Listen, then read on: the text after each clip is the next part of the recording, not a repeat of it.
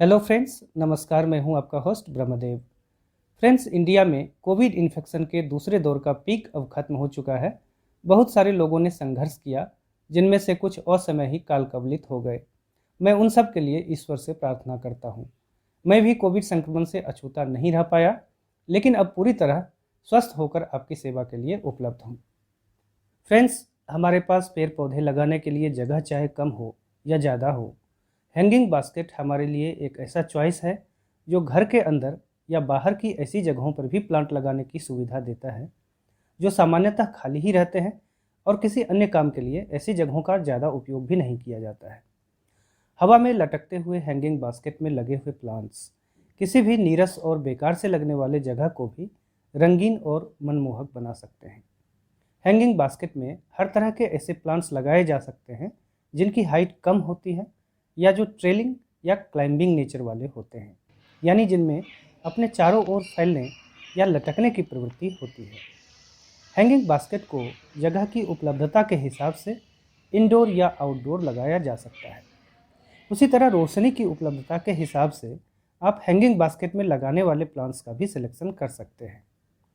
अगर सूर्य की सीधी रोशनी पर्याप्त मात्रा में उपलब्ध है तो एनुअल फ्लावरिंग प्लांट्स के तौर पर आप petunia, verbena, geranium, begonia, pansy, dianthus, portulaca आदि का सिलेक्शन कर सकते हैं।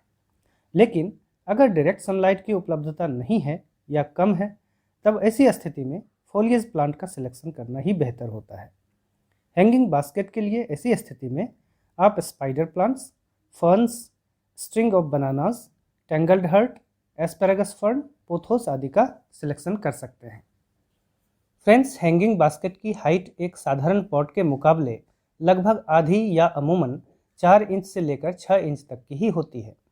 इस वजह से इनमें सॉइल की मात्रा भी एक साधारण पॉट के मुकाबले कम होती है।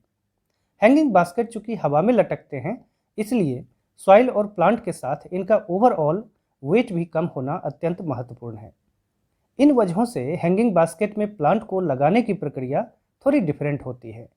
जैसा कि मैंने पहले ही आपको बताया कि हैंगिंग बास्केट को हल्का रखना जरूरी होता है, इसलिए कभी भी भारी भरकम या तेजी से ऊपर की तरफ बढ़ने वाले प्लांट्स को हैंगिंग बास्केट के लिए सिलेक्ट ना करें। इसके साथ ही हैंगिंग बास्केट के लिए गार्डन सॉइल वाले साधारण पॉटिंग मिक्स के इस्तेमाल से भी बचना चाहिए, क्योंकि गार्डन सॉइल का वजन अधिक होता है और उसमें कॉम्पैक्टिंग होने के कारण वाटर लॉगिंग की समस्या भी आती है। आज मैं आपको दिखाऊंगा कि हैंगिंग बास्केट में पोथोस के इन सुंदर लताओं को आप भी कैसे ग्रो कर सकते हैं, और साथ में यह भी बताऊंगा कि हैंगिंग बास्केट के लिए पॉटिंग मिक्स कैसा होना चाहिए तथा और किन किन बातों का हमें ध्यान रखना चाहिए। वैसे तो किसी भी छोटे आकार के या कम हाइट वाले पॉट को हैंगिंग बास्केट की तरह इस्तेमाल कर सकते हैं, लेकिन आजकल मार्केट में एक से बढ़कर एक आकर्षक डिज़ाइन वाले हैंगिंग बास्केट उपलब्ध हैं, जिन्हें लटकाने के लिए मेटल या प्लास्टिक से बने हुए हैंगर्स भी साथ में होते हैं। हालांकि यह एक सब्जेक्टिव मैटर है कि हम किस तरह का हैंगिंग बास्केट यूज करना पसंद करते हैं, और इसलिए मैं इस विषय पर ज़्यादा फोकस नहीं करूंगा। लेकिन हैंगिंग बास्केट के लिए जो जरूरी बात है वह यह है कि उसमें पर्याप्त मात्रा में ड्रेनेज होल अवश्य होना चाहिए, ताकि ड्रेनेज अच्छा होने के साथ साथ प्लांट्स के रूट्स के लिए पर्याप्त मात्रा में हवा की उपलब्धता सुनिश्चित हो सके। हैंगिंग बास्केट के लिए दूसरी सबसे इंपॉर्टेंट चीज़ है सही पॉटिंग मिक्स का इस्तेमाल। जैसा कि मैंने पहले ही आपको बताया कि गार्डन सॉइल वाले पॉटिंग मिक्स को अवॉइड करना चाहिए, इसलिए मैं हैंगिंग बास्केट के लिए हमेशा सॉइललेस पॉटिंग मिक्स का ही इस्तेमाल करता हूँ।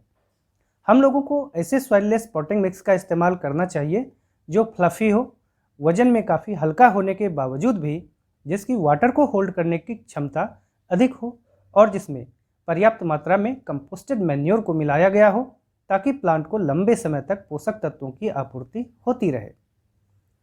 इस तरह के पॉटिंग मिक्स की एक रेसिपी मैं आपको बताता हूँ। इसमें आपको लेना है कोकोपीट 40% की मात्रा में, यानी 10 बराबर भागों में 4 भाग, परलाइट या राइस हल्स यानी धान की भूसी 20% की मात्रा में यानी 2 भाग, वर्मिक्यूलाइट या लीफ मोल्ड 10% की मात्रा में, और वर्मी कंपोस्ट, काउडंग कंपोस्ट तथा नीम केक पाउडर के बराबर मात्रा का मिश्रण 30% की मात्रा में यानी 3 भाग। इन सभी चीज़ों को अच्छी तरह मिक्स करने पर एक बेहद हल्की और हैंगिंग बास्केट के लिए पूरी तरह उपयुक्त पॉटिंग मिक्स तैयार हो जाती है। इस पॉटिंग मिक्स का इस्तेमाल आप लगभग हर तरह के हैंगिंग प्लांट्स के लिए बेहिचक कर सकते हैं। हालांकि आज मैं आपको दिखाऊंगा कि पोथोस या मनी प्लांट को हैंगिंग बास्केट में किस तरह लगाना चाहिए। तो इसके लिए पोथोस की छोटी छोटी बहुत सारी कटिंग लेने की ज़रूरत पड़ेगी। आप अपने पॉटेड पोथोस प्लांट से ब्रांच ले सकते हैं। इन ब्रांचेज की 4-5 इंच लंबी कटिंग बनाएं जिसमें कम से कम 2 नोड्स मौजूद हों, या फिर पुराने या डिस्कार्डेड प्लांट्स की छोटी छोटी सूट्स या कटिंग भी आप ले सकते हैं। मॉनसून के सीजन में पोथोस के हर नोड्स में एरियल रूट्स खुद ही निकल जाते हैं। मॉनसून के सीजन में गर्मी और नमी की पर्याप्त मात्रा मौजूद होती है जो पोथोस के लिए हर तरह से उपयुक्त है, इसलिए पोथोस को लगाने का यह सबसे अच्छा समय होता है। हालांकि गर्मी के किसी भी महीने में आप इसे लगा सकते हैं। तो अब हमारे पास पोथोस की पर्याप्त कटिंग मौजूद है और अब इसे पॉट में लगाकर मैं आपको दिखाता हूँ। पॉट में पॉटिंग मिक्स डालने से पहले आपको लेना है यह स्फेगनम मॉस, जो बेहद हल्का होने के साथ साथ काफ़ी मात्रा में हवा और पानी को एक साथ होल्ड कर सकता है। यानी इसके इस्तेमाल से प्लांट के रूट्स को एरेशन के साथ साथ पानी की उपलब्धता भी लंबे समय तक बरकरार रह पाएगा। तो पॉट के सबसे निचले हिस्से में लगभग 1/3 भाग स्फेगनम मॉस लेना है। अगर आवश्यकता हो तो स्फेगनम मॉस को पॉट के ऊपरी भाग में मल्च की तरह भी इस्तेमाल कर सकते हैं। स्फेगनम मॉस आमतौर पर ड्राई कंडीशन में होता है, इसलिए इस्तेमाल से पहले इसे रात भर पानी में भिगोकर रखें। स्फेगनम मॉस डालने के बाद पॉट के लगभग 3/4 हिस्से तक पॉटिंग मिक्स को भर लेना चाहिए।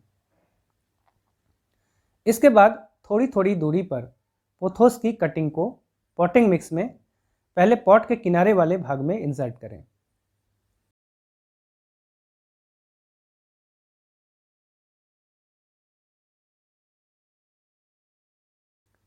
इसके बाद बीच वाले हिस्से में भी कटिंग को डाल दें।